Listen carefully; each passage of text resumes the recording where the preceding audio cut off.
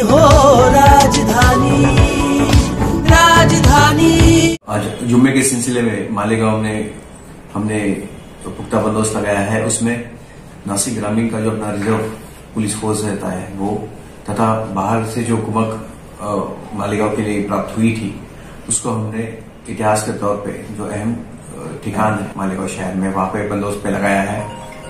उसी के साथ मैं सभी लोगों को ये भी आह्वान करूंगा कि कहीं ऐसे कोई कृति ना करें जिसके कारण आपसे जो कायदे का उल्लंघन अगर हुआ तो उस सिलसिले में पुलिस जो है वो गुनाह दाखिल करेगी और कड़े से कड़े कार्रवाई करेगी।